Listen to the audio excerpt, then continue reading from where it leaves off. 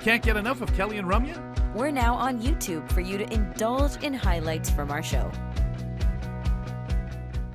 So from April 9th through the 21st, Native Earth Performing Arts is presenting a revival of Women in the Fur Trade at Aki Studio in Toronto. This is a historical satire of survival and cultural inheritance that shifts perspectives from the male gaze onto women's power in the past, all presented through the lens of the rapidly changing world of the Canadian fur trade. Here to tell us more is playwright Frances Končan. Hi, Frances. Welcome to the program. Hi, thanks for having me. So can we start by just getting from you, what inspired Women of the Fur Trade? Yeah, absolutely. So Women of the Fur Trade was actually a play I kind of wrote fresh out of school. I was really looking for like a story that would inspire me to, not be deterred by like rejection, which is so common in theater. And the story of Louis Riel, who is like a legend in Manitoba, and basically now he's known as the founder of Manitoba.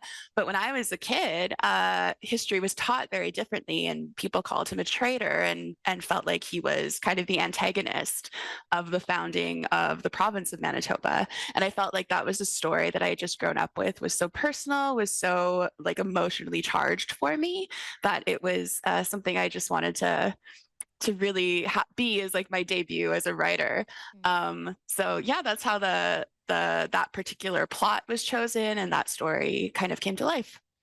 Can you tell us kind of a sneak peek, I guess, of the tone of the play, or how you want to present this plot? Yeah, absolutely. I think there's definitely a historical component to the piece. A lot of it is very rooted in history. A lot of it is nonfiction. It actually happened. But I think the way we tell the story, the way the actors embody these characters, some of them are fictional characters, some of them are real characters, and they kind of meet in the middle.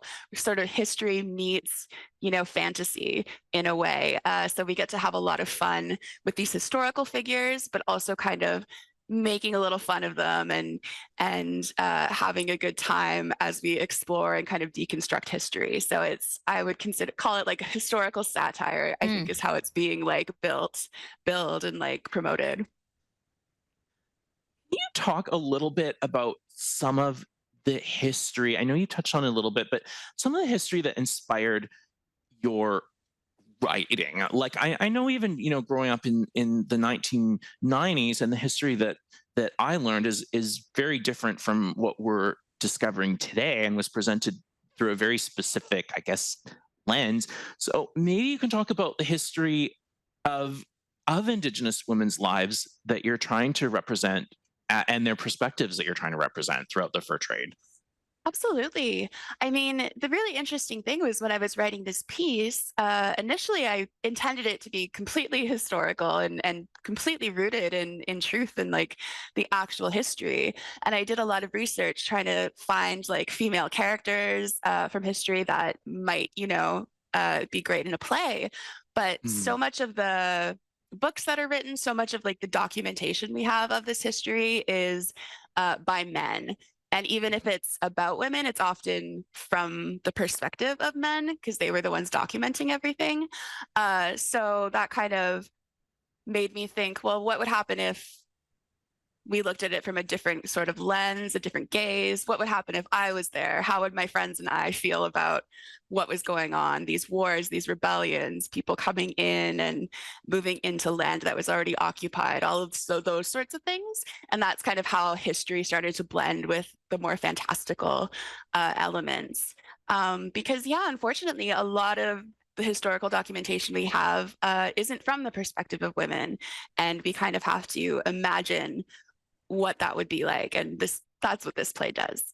So, like intentionally, these are the kinds of things that you're bringing to the table, Frances. And I think that is, of course, very much going to be rooted in what we see, what we experience, what we hear in this play. But I'm curious for you about the highlights that you're personally experiencing writing the play, experiencing it, performing it, aside from everything that you've mentioned, which is like where it all comes from, what are some of the enjoyments of it?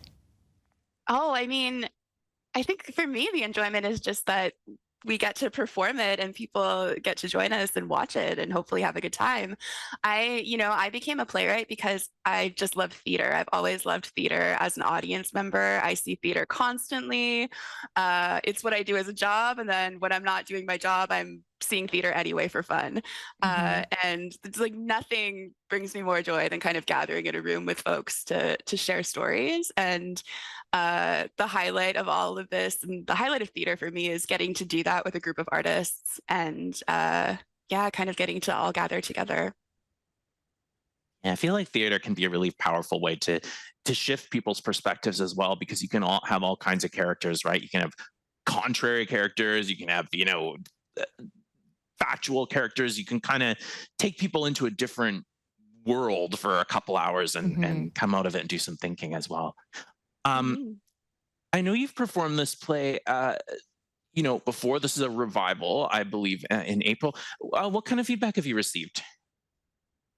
I mean, it's been Or shockingly I should say, positive. yeah, cool. I was going to say some highlights of feedback you received. Yeah, Didn't mean I to sound mean, too aggressive. no, that's a great question because I was like, it just made me think a lot about like what have we received.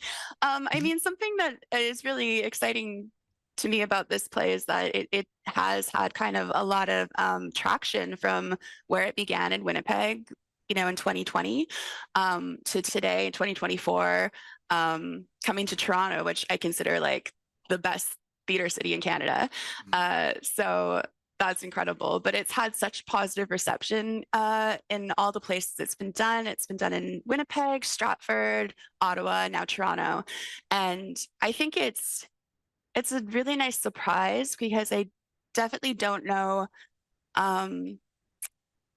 It's not sort of a sure thing necessarily. I think there's a lot of challenging elements to the piece, and it does ask a lot of difficult questions of the audience. And when you do that, you never know if people are gonna, be with you on it or if they're gonna kind of take a step back and not really enjoy it. But I think it's a testament to like the directors, the actors that come on board, that they're able to share the story and keep it joyful and entertaining so that those questions aren't they're not like too aggressive, they're not demanding, they're fun, they're joyful, and they come across in a way that encourages thought and discussion rather than points fingers. Absolutely. Yeah, like Grant, as you were saying, that the empowerment that theater has is obviously very palpable, and so the way that you present certain messages or themes and bring that to the audience can be quite powerful, and that is if everyone's down to be engaged, which, if you're an audience member at something like this, then you probably are, especially for the learning. And speaking of learning, can you tell us a little bit more about Native Earth Performing Arts for people who might be unfamiliar? Yeah, Native Earth Performing Arts is, it's probably one of the biggest, if not the biggest, Indigenous focused performing arts centers in the country. It's the oldest, and it was initially where I first got my footing as a writer. They have a yearly festival called Wasagachak, and that's where I had my first ever reading, my first ever experience in a workshop setting. My first time working with professional actors and directors was all at Native Earth. They support Indigenous artists from like the ground up, from emerging to, established artists getting full productions. And they're just such a great place. And it's so exciting that they're now able to do these kind of bigger shows and partner with places like the National Arts Centre to bring Indigenous work to Toronto. So they really raised you. Oh yeah, I feel very, very indebted and tied to the company. They've just so supportive in every level. Where can people go to learn more, follow your journey, or just learn more about Native Earth Performing Arts?